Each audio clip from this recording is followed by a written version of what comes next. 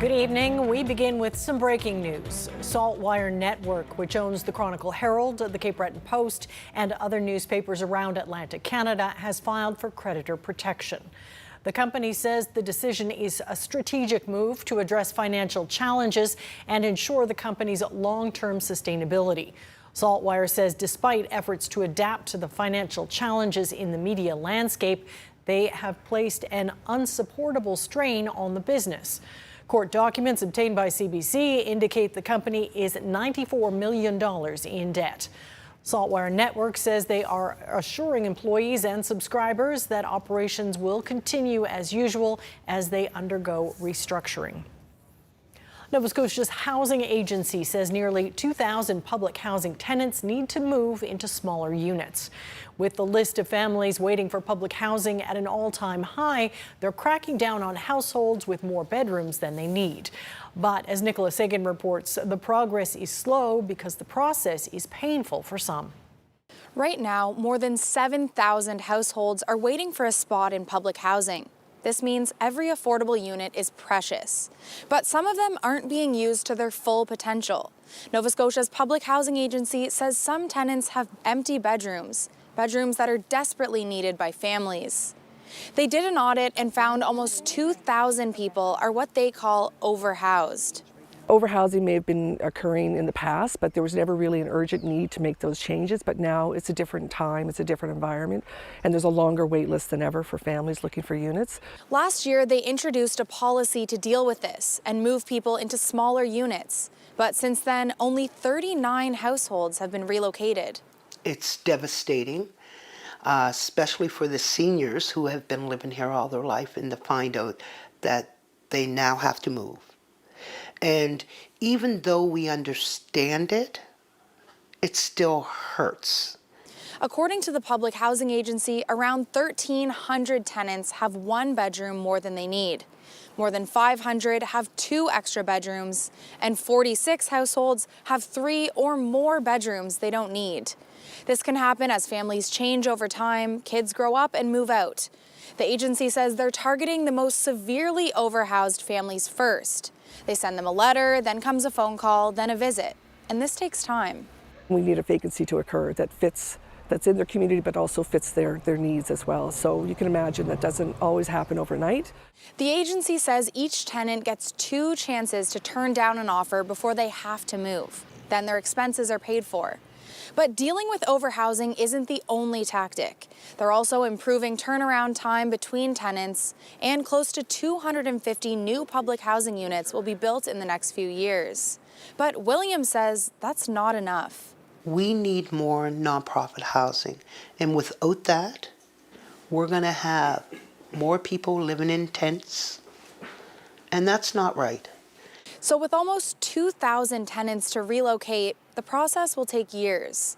And though it is difficult for some, the Public Housing Agency says freeing up space is crucial.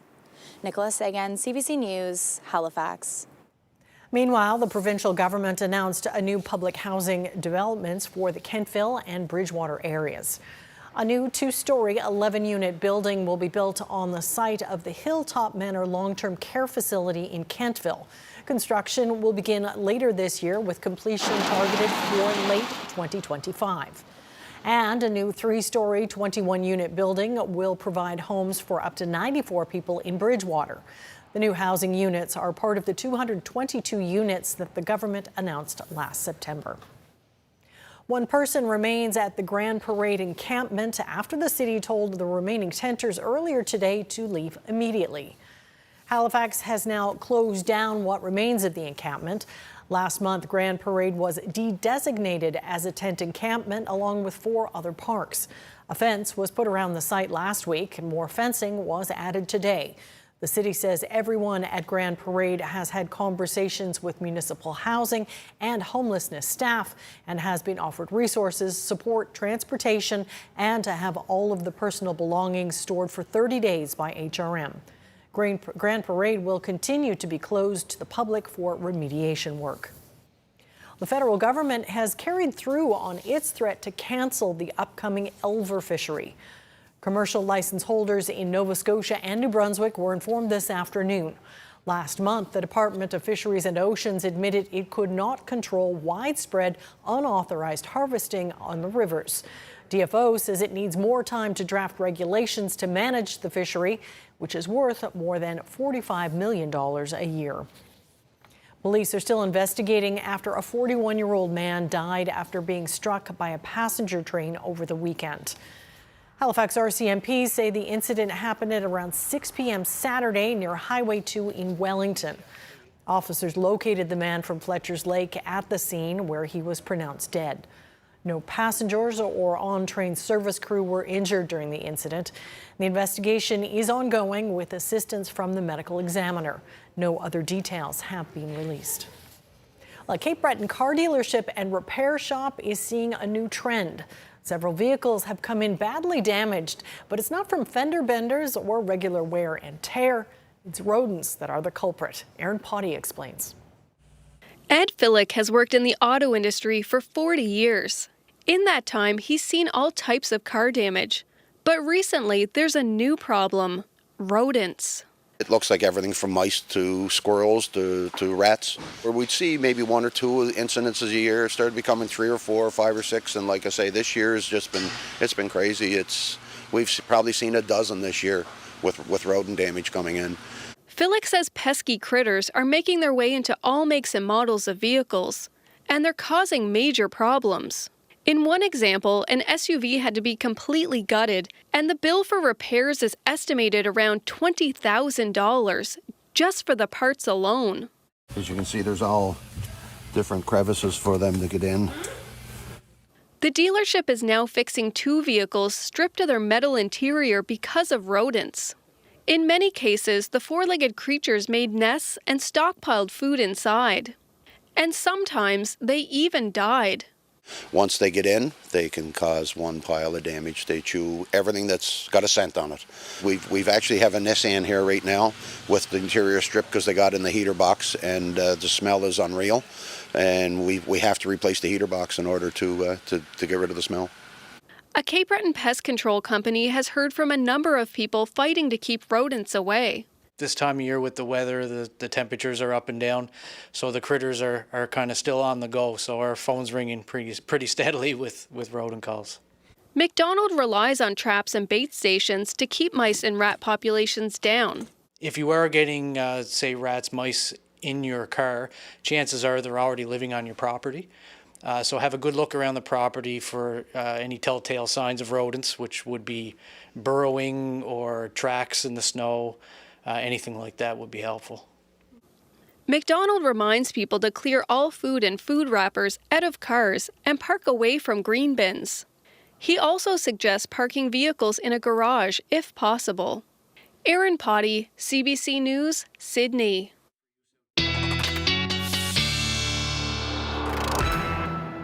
All right, Ryan, so one last hour of sleep on the weekend. How are you doing with that? Yeah, everybody I think is a little bit tired today. Maybe a few extra cups of coffee. You know, Mother Nature not missing a beat weather-wise, though, as that active pattern continues. And yes, obviously all the rain and the wind Sunday night, and yes, some lingering showers today, now mixing to flurries, especially for western areas. And that is because around this low counterclockwise spin, the cold air wrapping into this system on the backside. And that is where we're starting to see that changeover.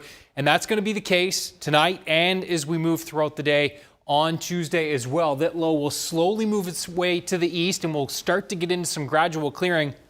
It's going to take some time, though. As you can see, there are the showers and flurries tonight, mixing to just a better chance of flurries by the time we roll through the overnight and into Tuesday morning. And they will be scattered in nature and then watching late tomorrow into tomorrow afternoon. I think the most significant burst of flurries and even some periods of snow will come in tomorrow afternoon into tomorrow evening from the Gulf and then sweep in across northern parts of Nova Scotia in particular. Again, some showers mixing in right along the coastline, but this has the potential to see some accumulation for sure, especially for northern areas, higher terrain areas on top of that. And then by Wednesday morning, starting to ease off. But between now Monday evening and Wednesday morning. We are looking at the potential for kind of a widespread trace to 5 centimeters. Best chances of getting to 5 are going to be inland, higher terrain areas, and then especially that northern and eastern coastline. That's where we could see 10 to even as much as 15 centimeters locally, especially the Cobequid Mountains and Mount Tom. So we're keeping an eye on those areas, especially if you are going to be traveling. Now, as we move throughout the day on Wednesday, still some lingering showers and flurries, but I think a better chance that we'll start to see some sun breaking through on Wednesday, and an even greater chance that we'll see a little bit of sun in the mix for Thursday, with temperatures slowly bumping up as well as those northerly winds ease. We'll dive into that in greater detail with your full 7-day forecast coming up in a few minutes, Amy. All right, sounds good. Thanks, Ryan. Thank you. Well, it's March break, but not just for schools, also for our politicians. This break roughly marks the halfway point for the spring sitting of the House of Assembly. Here's Jean Laroche and Michael Gorman with a rundown of the big ticket items from the session so far.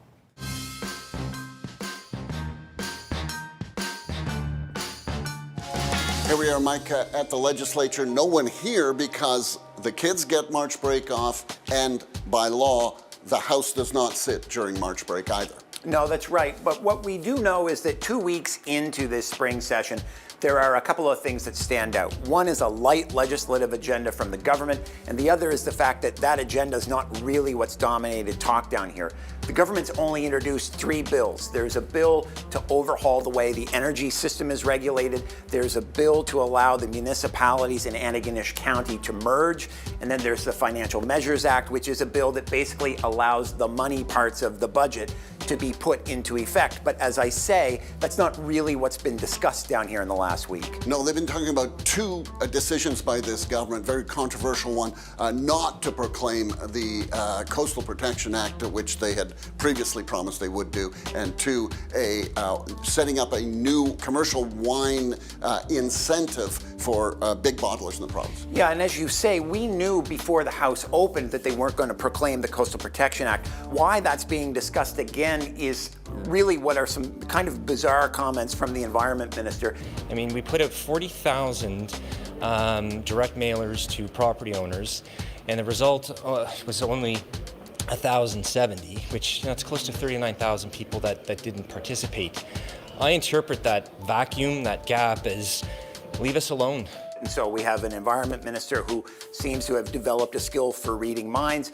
And what's particularly interesting about that is we're starting to hear from coastal property owners who didn't fill out that survey, who said, that's not what I meant, and by the way, I didn't get a copy of that survey.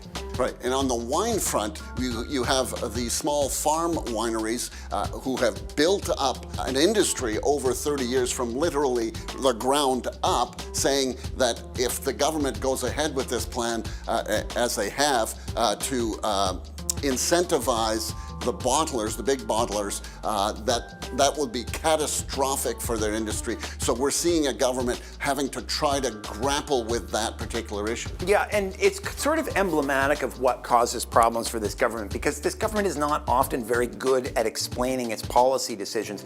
This wine situation is a great example, because when we first heard about this, we were told this has to happen to deal with a trade ruling that came out a few years ago about how the government supports wine in the province. Then it started to shift to, well, this is actually an economic development decision, and the government is still working on that trade remedy. And then later in the week, it was sort of a blurring of the two. And the government has really struggled to A, give a clear, coherent example for why and how things are happening, and B, address those concerns that you mentioned from the farm wineries. And so, Mike, we are down to the home stretch, or the second half, if you will. The budget will likely be able to be passed within the week that we get back to work. Strange little thing is that the Premier will not likely be here for that. He's going on a trade mission to Germany at an energy conference, and then he has former Prime Minister Brian Mulroney's funeral in Montreal. So we may have a situation where the Premier loves the budget, has sold the budget, but won't actually be here to vote on the budget. Nova Scotia Health is warning people in the Truro area about possibly tainted heroin. The agency says an organization in the area has reported a, quote, unexpected reactions as a result of the use of the drug. Nova Scotia Health is recommending people who use heroin not to use it alone or to use only a small test amount first. It is also recommending people have naloxone available nearby in case they unexpectedly overdose. Faculty and support staff at the Nova Scotia Community College are a week away from a strike unless a deal can be reached with the conciliator later this week. The Atlantic Academic Union says 75% of the 1,000 members have voted against accepting the NSCC's latest contract offer. The top concern in the dispute is higher pay, but there are also unresolved demands around working conditions, hiring practices, and workload. The earliest a strike could start is next Monday. If conciliation fails, this would be the first ever strike by the NSCC. Halifax's own Ben Proudfoot is now a two-time Oscar winner.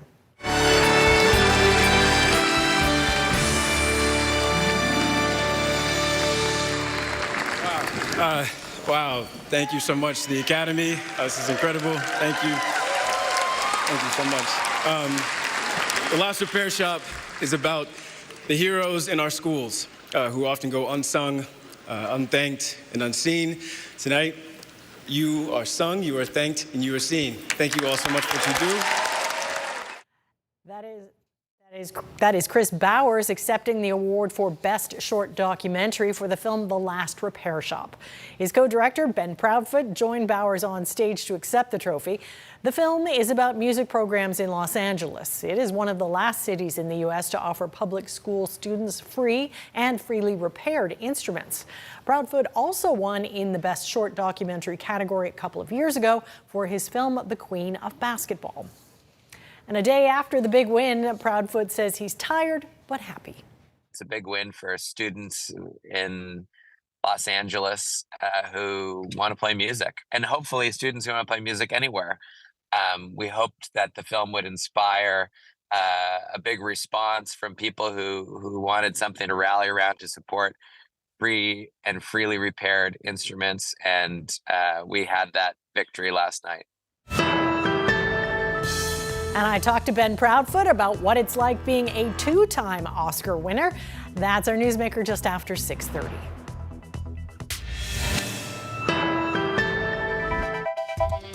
Coming up, leaders from Canada, the U.S., and Caribbean nations are meeting in Jamaica to discuss the crisis in Haiti. The possibility of more violence hangs over the start of Ramadan, as Israel threatens to follow through on plans to invade the southern Gaza city of Rafah. And there is a look at the Northwest Arm in Halifax on this Monday. Ryan is back next with his full weather forecast. See you in a bit.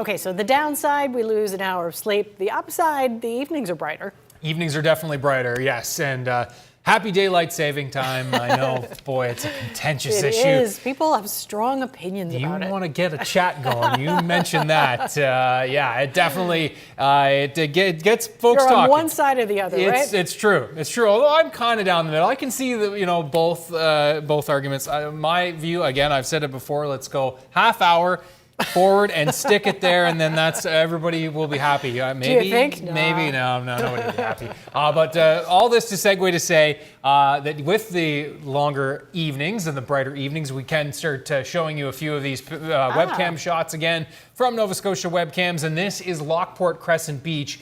And this, again, temperatures there right now, 1 degree. And as that tide comes in this evening along the Atlantic coastline, just a heads up that there is a special weather statement in effect, much like this morning, higher than normal water levels along the Atlantic coastline. We did see some coastal flooding for this morning, and yeah, that is a possibility again for this evening with these elevated water levels. Not quite storm surge warning criteria, but close, and that is going to be a concern again during high tide this evening, so just be mindful of that. Temperatures out there right now, you can see we're into the low single digits across the board. Cheticamp at 6 with a nice downsloping wind there off the Long Range Mountains, off the Cape Breton Highlands, that is. Yes, and we've got right around 15 kilometers per hour there at Grand Etang, 20 in Sydney. And you can see we've got right around 40 to 50 or 60 kilometers per hour sustained wind on the Digby Neck right now, with gusts to 74 there.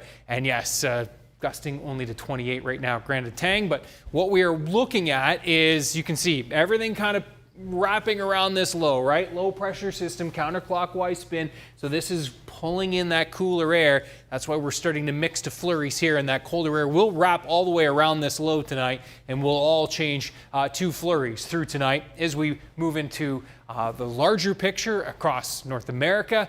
Big system getting it's set to roll its way onto the west coast of BC over the next day or so. What we're going to be looking at is that area of high pressure off to our south and west, trying to edge its way in, kick this system out, but it's a slow moving one. It's going to take some time. Winds relatively light across Cape Breton for tonight. Those northwest winds on the other side of this system will continue to be persistent. Sustained 20 to 30, gusting 40 to 50 kilometers per hour for tonight. Any of those showers, for the most part, mixing over to flurries, as we said. Still wet flurries, but flurries nonetheless, and the potential for some accumulation as we move through tonight, traced to a couple of centimeters possible, especially in through the Northumberland Shore region into the Colchester-Cumberland area. And as I mentioned earlier, tomorrow afternoon, this is what we're seeing signaling on the forecast models, is tomorrow afternoon, we're going to be seeing this wave coming in from the north, and that will bring the best potential for some accumulation to northern and eastern parts of the province beginning tomorrow afternoon, continuing into tomorrow evening. So heads up on that if you are traveling, especially through the afternoon hours tomorrow and into tomorrow evening. Temperatures 1 to 4 across Cape Breton tomorrow. Northwest wind, so temps will be warmest here across Sydney and into Richmond County. 1 to 3 for the Northumberland Shore region for tomorrow. Again, note those winds. Sustained 30, gusting to 50, and yeah, even some gusts into the 60 range, especially in through the Cobequid Bay area tomorrow. So we'll be watching for that. Temperatures 2 to 5 degrees for the South Shore, again, with the warmest spots right along the South Shore into the Liverpool area, 2 to 3 in through the Halifax area. And again, through Tuesday night, this is where we'll see that greatest potential for accumulation. And by the time we get to Wednesday morning, including tonight, including tomorrow night, we do have the potential for upwards of 15 centimeters here, especially through higher terrain areas in through the north and east. Now, we will start to see some sun breaking through in through the south and west of the province as we move into the Wednesday afternoon time period, as some slightly drier air works its way in. This model's showing it pretty capped, and it will be, but there is the potential and a greater risk of some sun breaks on Thursday. Temperatures in the mid-single digits. Will warm up a little bit further on Friday. The next system we're going to have to keep an eye on, Amy, is for Saturday. That one could also have some snow in the mix, though a lot of uncertainty. We will keep you posted. Be keeping an eye on that one. All right, thanks, Ryan. Thank you.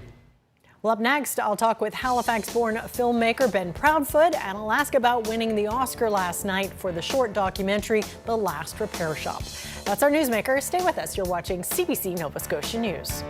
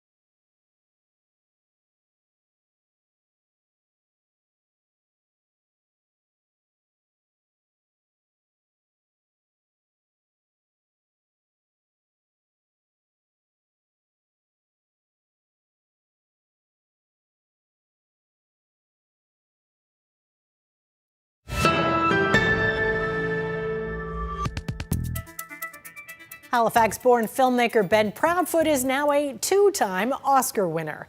Last night, the 33-year-old and his co-director Chris Bowers won the Best Short Documentary Award for The Last Repair Shop.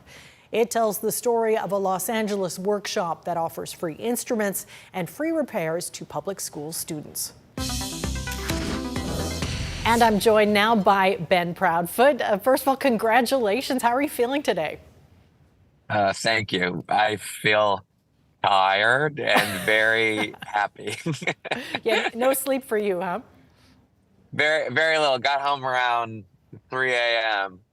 and I was on live television around 6 a.m. So you can do the math. Yeah, exactly. Well, and you're a man on the move right now, so thanks for squeezing us in. Yes. Oh, of course. Take me back to last night. What was it like being up there and the fact that it was a second time? Gosh, hard to describe the feeling. I mean, it's an amazing honor, and it just was so exciting. It's a big win for public schools in LA. It's a big win for students in Los Angeles who want to play music, and hopefully students who want to play music anywhere. We hoped that the film would inspire a big response from people who wanted something to rally around to support free and freely repaired instruments, and we had that victory last night. And you've got a special memento from last night in the car with you too, I understand. Yes. Baby Wow. on board. How does that feel to be holding it? That's amazing. It's actually a very beautiful sculpture. I don't know, some people don't know this, but the base of it is actually a film reel. I don't know if you can see that, but it's fashioned like a film reel. And It's very heavy. And you get it engraved right on the spot there? Yeah, you can see there. That's They fantastic. engrave it at the governor's ball after. Yeah. Well, what do you think that recognition will do for music education going forward? Well, I hope cities that don't have free and freely repaired instruments ask themselves, why not? Maybe we'll see a resurgence. Maybe this is not the last repair shop, but the first of many.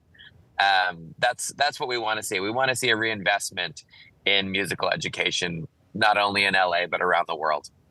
Now, you guys arrived at the awards in a school bus. Tell me a bit about that. Yeah, well, you have to, get a vehicle. I mean, we're carting 20 people down there. And Steve, who's in the movie, who's the piano tuner in the movie, suggested, why don't we get a school bus? And it just was such a great idea to it's so perfect in terms of the meaning of our movie to pull up to the red carpet in a school bus. So we said, we got to do it. So we figured it out, and LAUSD came through with the school bus.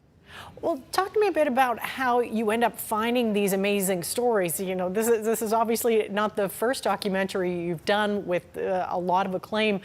How do you decide what stories you want to tell, and where can you find them? Yeah, it's hard to know, but you sort of have you develop an itch that can only be scratched by making the movie. You feel a tug towards a certain subject matter. It's not usually just for one reason. There's usually sort of multiple layers of reasons, some of which you're aware of, some of which you're not aware of, some of which you become aware of only after the movie is made, why that particular thing appealed to you. And so it's a combination of things, but you got to chase it down. And, this particular movie took us 4 years to make. So it has to be something that really is profoundly meaningful to you, that you're not going to get bored with or give up on. Now, the fact that you have 2 Oscars, does that open some more doors for stories you want to tell? Probably. That's not why we do it. But yeah, I mean, I think the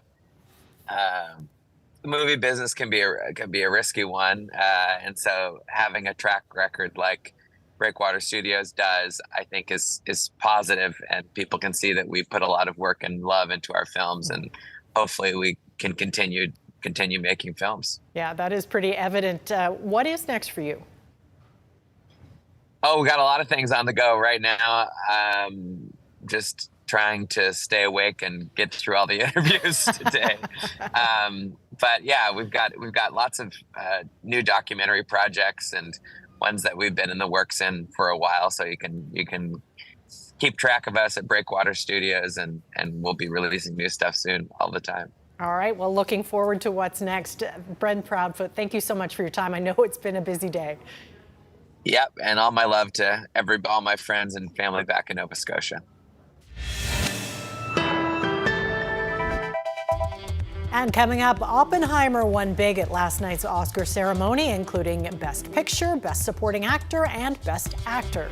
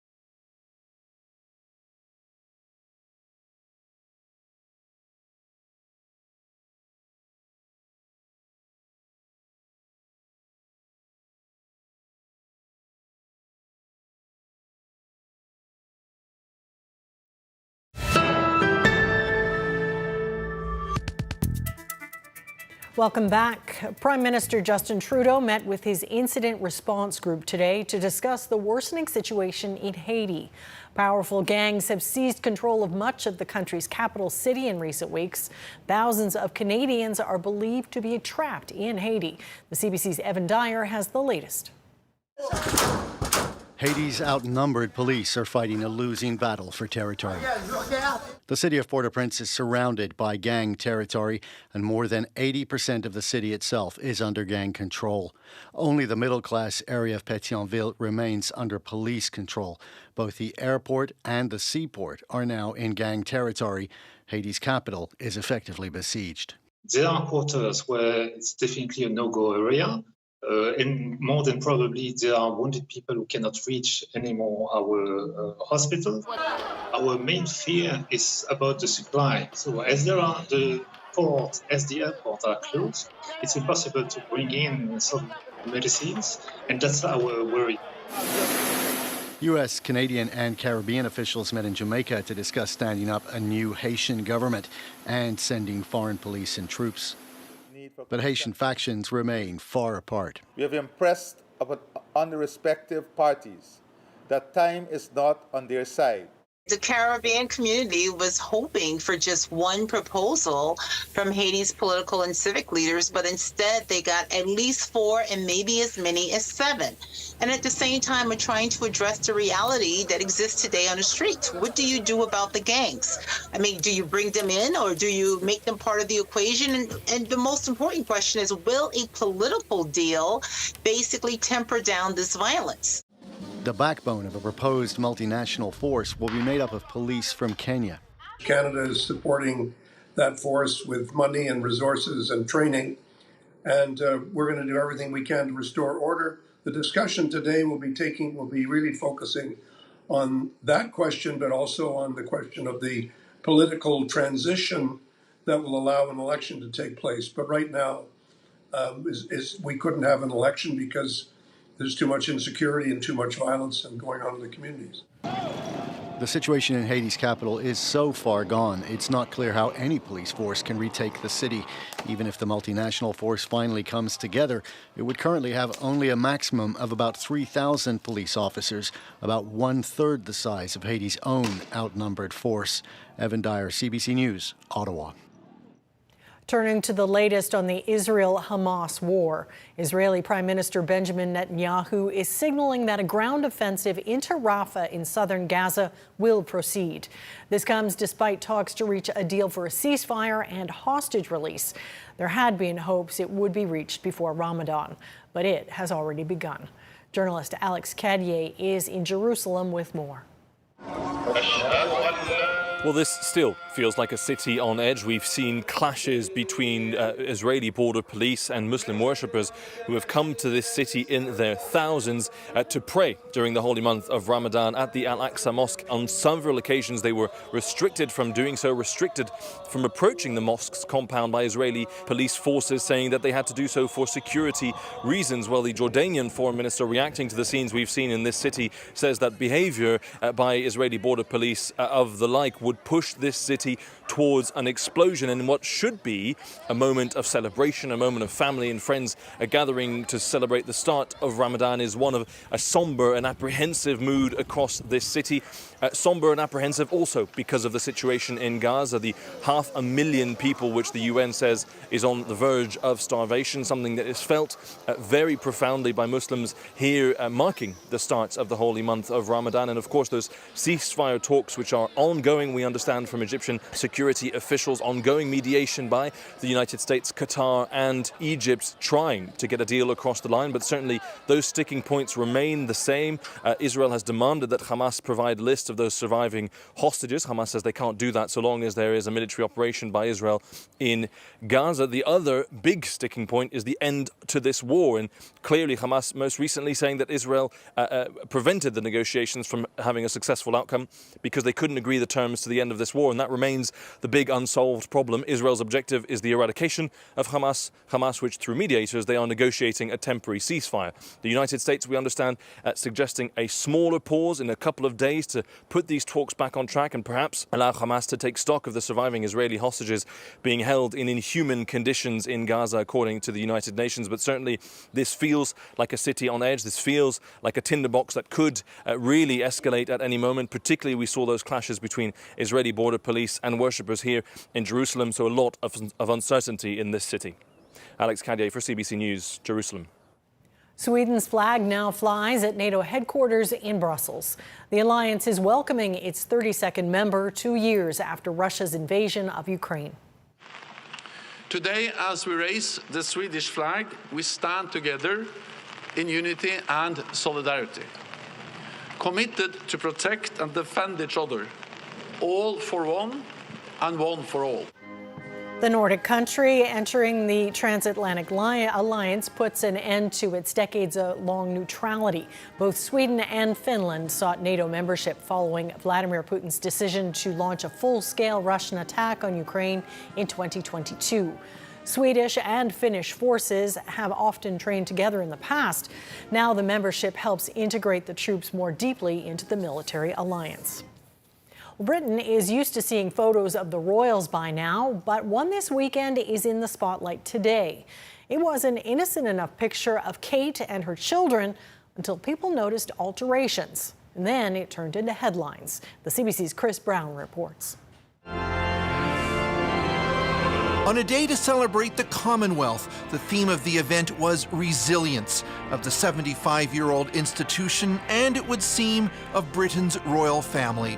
With King Charles out undergoing cancer treatment, Queen Camilla led the royal delegation to Westminster Abbey. But it was the also absent and recuperating Catherine, Princess of Wales, and her Mother's Day photo that upstaged the main event. News agencies issued a dramatic-sounding kill order for the photo after eagle-eyed social media sleuths saw clues it had been digitally altered. Among them was that the sleeve of Princess Charlotte's arm had partially disappeared and a zipper on Catherine's sweater was misaligned.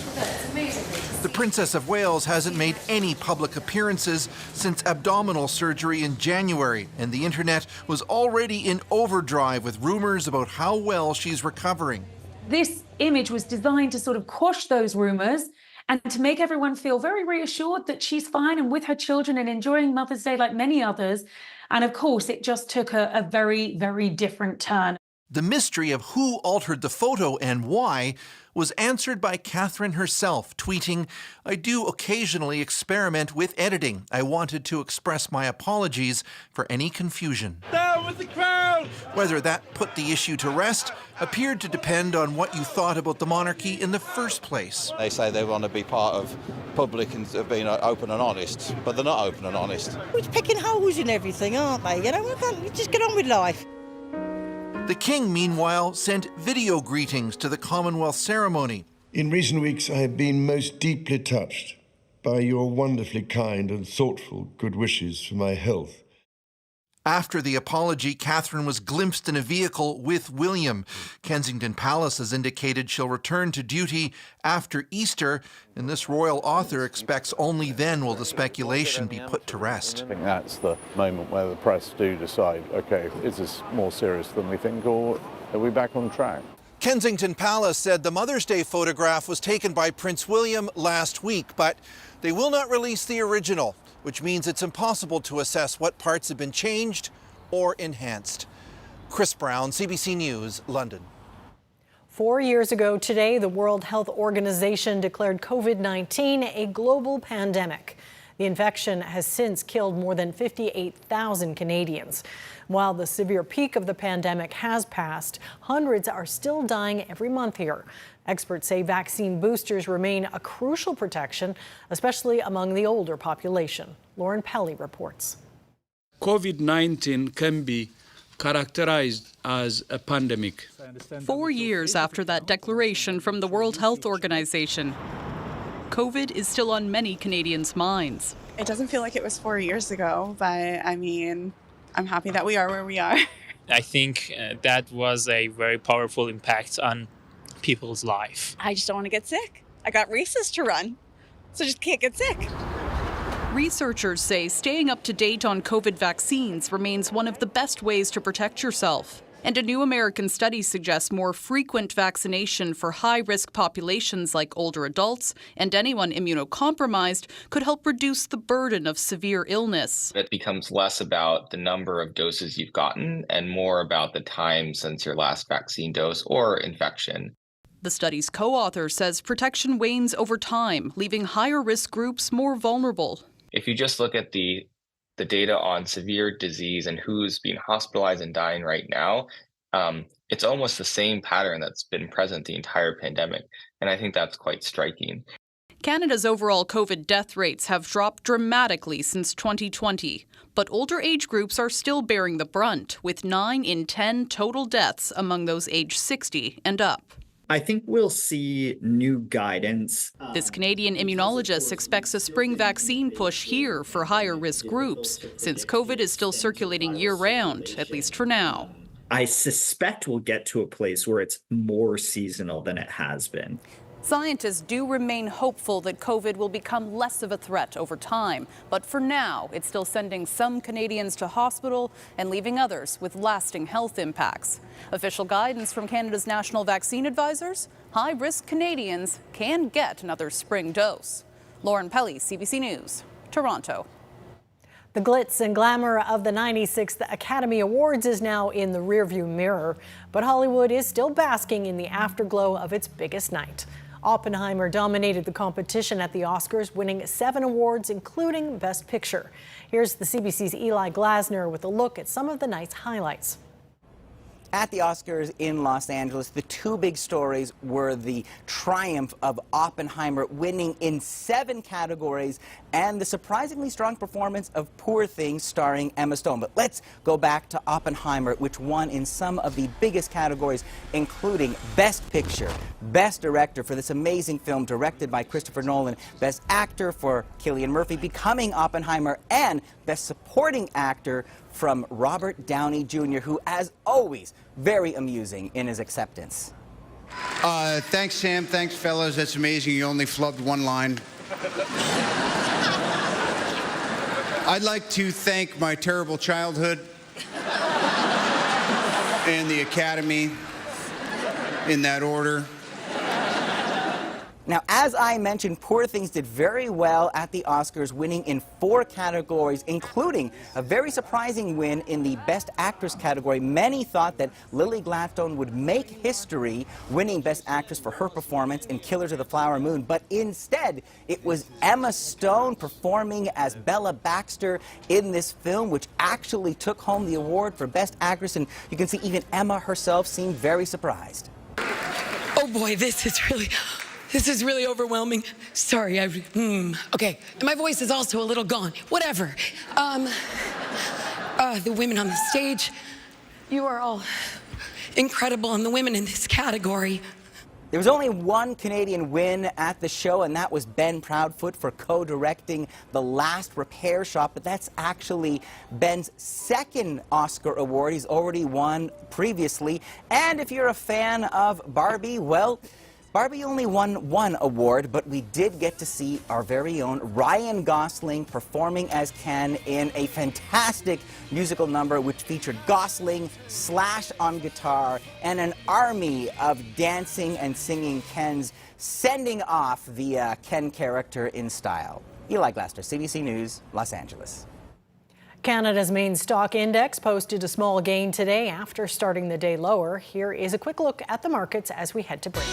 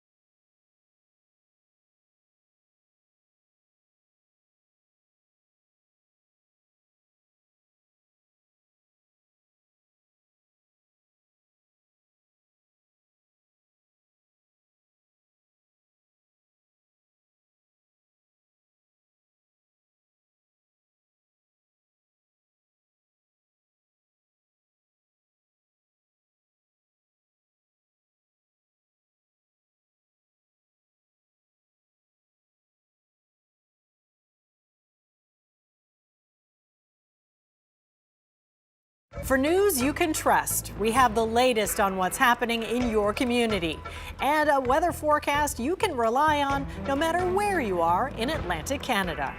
I'm Amy Smith. And I'm Ryan Snoddon. Join us for Atlantic Tonight. Right after the National.